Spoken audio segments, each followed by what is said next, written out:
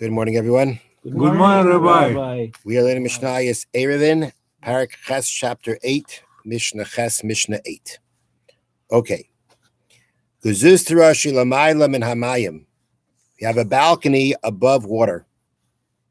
Ein Memalin Hemena B'Shabbos. You cannot draw water out of it on Shabbos from the water below the balcony to the balcony. Ela imkain asila machitza gavaya asara tfachim, unless you made for it a 10 tfachim high wall. Okay, here's the story. You've got a house, okay, and there's a balcony coming out from the wall of the house. The balcony has a hole in the floor. So you drop the pail down through the hole, goes down into the water, you draw the water, comes back up, right? Sounds pretty simple. But on Shabbos, it's a problem, because the balcony is an extension from a private domain, from Rishus HaYachid. The house is a Rishus HaYachid, a private domain. The balcony, although it has no walls, it's an extension of their private domain. It's open to the private domain. It's used by the people in the private domain. And therefore, it itself has the status of a private domain. The water below, as we said before, as a river, is a carmelis. And therefore, you cannot draw from the water to carmelis onto the balcony. That's a Rishus HaYachid. Elim kain, unless also la machitza gavaya asara tfachim. Unless you make a wall 10 tfachim high. If you make a wall 10 tfachim high, whose dimensions are, it's 10 tfachim high and it's 4 by 4 in width and length, then, and you make that wall bein melamala, bein melamata, whether it's above, whether it's below, then you'll be able to go ahead and draw the water. Now, maybe we should use oh,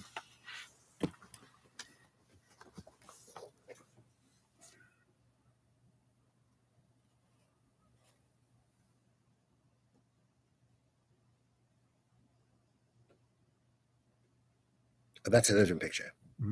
Okay. All right. Well, okay. In this one, in this is a bigger picture than I usually use, right? So you've got the balcony, right, with the hole, and you see that box below? Those are the walls that were made below in order to be able now to draw the water out of the river onto the balcony. You can make those walls below. You can make those walls above. You can make it, in this picture, you have it just around the hole itself. You want to make it around the whole balcony, whatever you want to do. But the point is that now by going ahead and making these walls 10 tefachim high, and again, they have to be a dimension of 4 by 4, in an area, you now have created another Rishus HaYachid, meaning the walls, right? If you can imagine that those walls that you made, either above or below, extend downwards into the water, right? So now you've now made this entire area a Rishus HaYachid, a private domain, right? The water that now is basically, has the walls not going down all the way down to the bottom, but once the walls go ahead and reach the water, we say that this part of the water now is partitioned off. It now belongs to the area below, around the walls. The area now, the area of the walls creates a private domain because it has walls 10 tefachim high and 4 by 4 dimension. And therefore, you're going from a Rishus HaYachid into Rishus HaYachid. Going for the private domain. The water now is no more a carmelis, it's a private domain because of the walls around it. And now you're taking it from the private domain to the balcony, another private domain. Everything's good. Everything's good. Now, although, as we said before, these walls are only 10 tefachim high, right? They don't extend all the way down to the water, as the picture shows. But the reason it works is because there is a concept called good aches mechitzta. Extend downwards the wall. We can consider like the walls are going downward. And since they're going downward, we see them as partitioning off that area of water. And that area of water, you're going to be able to now draw from. So you made the walls around the area that you want to go ahead and draw the water through, like that hole in the balcony. And then once you do that, you're going to be able to draw the water. And again, those walls can be above, they can be below, whichever one. Either way, we'll be able to say that we consider the walls extending downwards into the water. So that's the first case of the Mishnah. First case of the Mishnah was You've got this balcony, you got the water running under it. You want to be able to draw the water on Shabbos from the river through the hole onto the balcony. If you want to do that, you got to create walls 10 tefachim high, either above the area or below the area. And once you do that, you'll be able to draw the water through that hole, through the walls and through the hole. Okay, now exactly. Now, next case. What's the first word? Gezustera means a balcony. Okay. Now, now we have a different case. We've got two balconies, one above the other. Now, I don't know about your picture, but in this picture, which of course is much smaller, you've got two balconies. Mm-hmm. You got two floors with two balconies. Mm-hmm. Okay? Now, in this case, the Mishna says like this. You have a case of two balconies, one above the other. Okay, so you got two floors, and there's two balconies. One balcony coming out from the top floor, one balcony coming out from the bottom floor. The water is flowing under. You got a hole in the top balcony and a hole in the bottom balcony that are aligned. So you could basically drop the pail through both holes and bring up the water.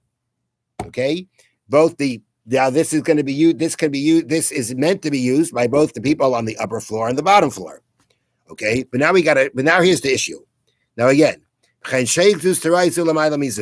two balconies, one above the other. The case here is they made a wall for the upper one, but not for the bottom one. So in this picture, again, not so easy to see, but you've got the two balconies, mm-hmm. and it's the top one that has the walls that they made. Mm-hmm. Okay, that's the case. So the Mishnah says, they made walls for the upper one, but not for the bottom one.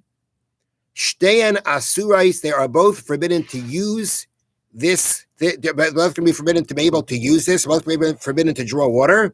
Until they make an Erev together. See, now we're talking about Erev Chatzeris. And here's the case. Here's the story. The story here goes like this. You've got the two balconies, one above the other. Okay? They've got the holes aligned.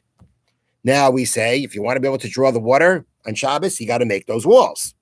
So what they did was, together, both the people on the bottom floor and the upper floor and the bottom and the lower floor, both of them now contributed to those walls.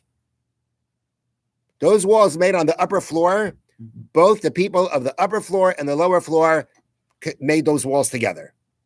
And they made those walls together because the people on the bottom floor want to be able to draw water through the top floor.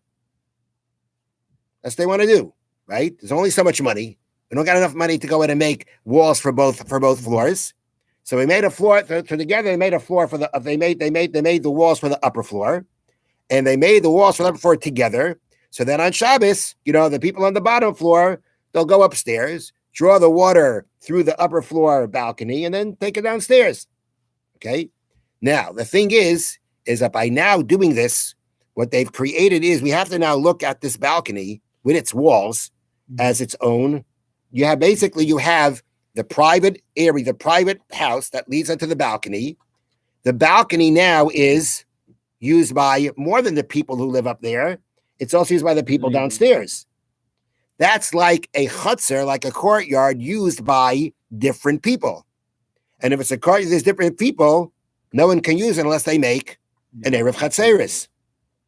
So therefore, that's what it means when the Mishnah says they made for the upper one, not for the bottom one. They made the walls together for the upper one, not for the bottom one. So both are forbidden until they make an Erev. No one's going to be able to draw water through any of those balconies unless they make an Erev Chatzeris together. Even if they make the Erev Chatzeris together, at the end of the day, which one can they use? They can use the top one because the top one has the walls. The bottom one doesn't have the walls. The bottom one doesn't have the walls. He can't use it. The top one has the walls. So by having the walls for the top one, I've created Rishus HaYachid, the balcony, all the way down to the water. I've got a Rishus HaYachid. The problem is, though, it can be Rishus HaYachid, but now it's like any other courtyard, any other chutzner that a number of people are using. Because the people on the bottom, since they contributed to the walls on top, they also have the usage of that balcony. So you're talking about two different residents that are using a common area. You got to make an Erev Chatzeris then to be able to use it. If the people on the bottom would not have contributed to those walls on top, only the upper floor people made those walls, then they're the only ones who have the right to use the balcony. They don't need any kind of Erev Chatzeris. Let's say they're all one family. Okay. They don't make an Erev Chatzeris. And because they made the walls, it's all Rosh Hashanah. But now that the people on the bottom floor contributed to the walls for the upper balcony, that's considered now the upper balcony is being used by multiple residents. And in order to be able to use it, you got to make an Erev Chatzeris. And the same thing would be if they did this whole business on the bottom floor. It'd be the same idea. Have a wonderful day, have a meaningful fast, an easy fast, and a very happy Purim. Thank you, Rabbi. Thank you, Rabbi.